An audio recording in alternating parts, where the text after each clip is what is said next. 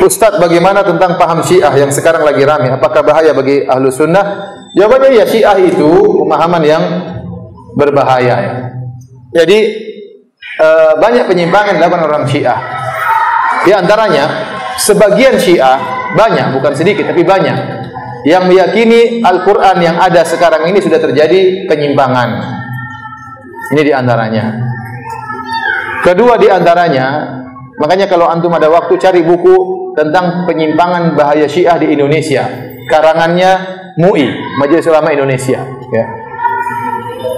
Itu bukunya dibagikan gratis ya. Karena orang Syiah mulai masuk kemana-mana, dan di Bali juga ada orang Syiah. Di antaranya juga, di antara keanehan orang Syiah, kalau kita umat Islam bicara tentang hadis, maka hadis kita adalah hadis Rasulullah SAW saja.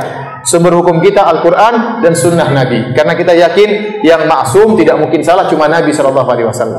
Nah, orang-orang Syiah mereka nambah, yang maksum itu bukan cuma Muhammad SAW, tapi 12 imam mereka juga semuanya maksum, tidak mungkin salah.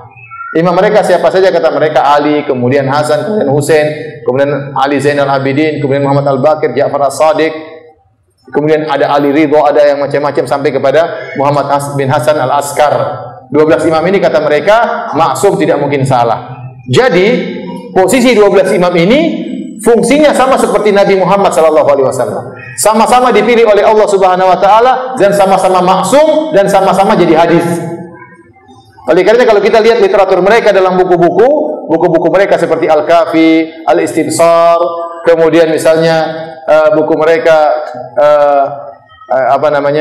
Biharul Anwar. Ternyata buku-buku mereka bukan mencantumkan hadis-hadis Nabi, cuma sedikit hadis-hadis Nabi Muhammad SAW. Kebanyakan hadis-hadis imam. Imam ini bilang begini, Imam Anu bilang begini, dan itu menjadi sumber hukum. Oleh karenanya ini melazimkan bahwasanya waktu Nabi meninggal agama belum sempurna. Kenapa masih ada hadis-hadis setelah itu? Ya. Dan itu bedanya kita sama orang Syiah, enggak mungkin nyambung. Karena kita orang Islam sumber hukumnya Al-Quran dan Sunnah Nabi. Nabi kita cuma satu, Nabi Muhammad. Yang maksum cuma siapa?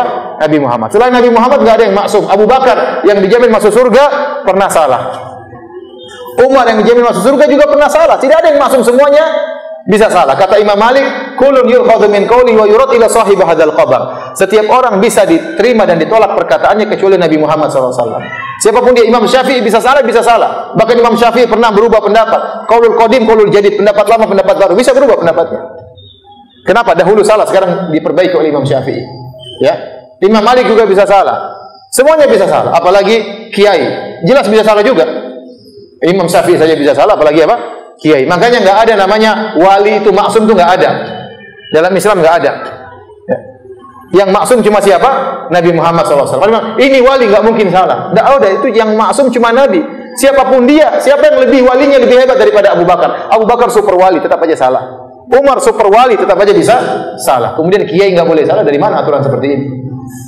Oleh karenanya ini perbedaan kita dengan orang Syiah. Orang Syiah itu dia punya hadis bukan cuma hadis Nabi tapi hadis imam. Sehingga seakan-akan agama belum sempurna, nanti sampai imam 12. Imam mereka ada 12. Imam yang 12 siapa, Ustaz? Imam yang 12 namanya Muhammad bin Hasan. Waktu tahun 200 sekian, berumur 5 tahun, dia bersembunyi di Sirdab. Nanti kapan dia muncul? Dia muncul di akhir zaman. Jadi sampai sekarang sudah 1200 tahun dia sembunyi, belum muncul-muncul dan masih hidup. Ini keyakinan mereka orang Syiah, sampai sekarang mereka yakin. Ini aneh, umurnya lebih panjang daripada Nabi Nuh alaihissalam. Dan ada kesatuan-kesatuan mereka yang lain. Di antara kesatuan mereka yang sangat berbahaya, mereka mengkafirkan para sahabat. Kata mereka, para sahabat waktu Nabi meninggal semuanya murtad kecuali cuma berapa orang? 4 orang atau 6 orang, cuma sedikit. Siapa yang tidak murtad? Di antaranya kata mereka Al-Miqdad bin Al-Aswad, Ali bin Abi Thalib jelas. Maksudnya di antaranya Ammar bin Yasir, Salman Al-Farisi. Ya, ini yang tidak murtad. Yang lainnya murtad. Abu Bakar kafir, Umar kafir, Utsman di neraka jahanam. Ini bahaya seperti ini. Sehingga seakan-akan mengesankan Nabi itu 23 tahun berdakwah gagal. Kenapa waktu dia meninggal semuanya murtad? Berarti Nabi selama ini ceramah 23 tahun hasilnya enggak ada. Begitu dia meninggal para sahabat apa? Murtad. Ini berbahaya. Padahal dalam Al-Quran Allah sering muji para sahabat. Dalam banyak ayat dipuji para sahabat. Kita bahas tentunya panjang sekali. Cuma saya ingatkan bahaya pemikiran mereka.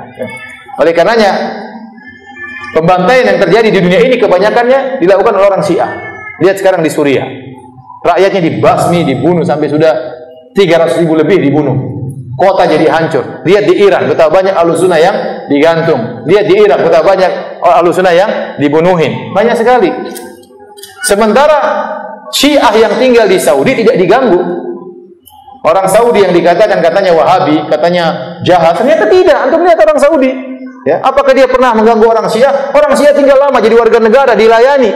Kalau mereka berobat juga gratis, mereka sekolah juga gratis, bahkan mereka kerja di tempat-tempat yang penting. Ya, orang-orang Aramco yang perusahaan nomor 1 di Saudi, banyak orang Syiah. Tidak mengapa orang Syiah, jadi masalah. Mereka tidak dizalimi. Kapan mereka ditangkap? Ketika mereka mengganggu, buat keonaran, baru ditangkap. Kalau enggak diganggu. Hidup mereka tentram. Coba Ahlussunnah yang tinggal di negara-negara Syiah dibunuh, dibasmi dan macam-macamnya. Menyedihkan ya. Makanya perhatian Allah Subhanahu wa taala, termasuk kejadian waktu di Pamekasan. Sebabnya apa? Kenapa terjadi? Karena orang Syiah itu meyakini Al-Qur'an tidak lengkap, maka saudaranya marah. Maka saudaranya apa?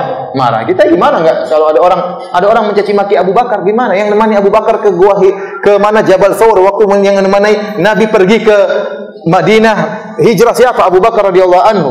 Waktu Nabi sakit yang jadi imam Abu Bakar, sekarang ente kafirkan, apa enggak kurang ajar? Kafirkan para sahabat. Dan banyak sekali apa kesalahan mereka. Ini sekilas maksud saya, hati-hati dengan akidah mereka, maka jauhilah apa? Mereka.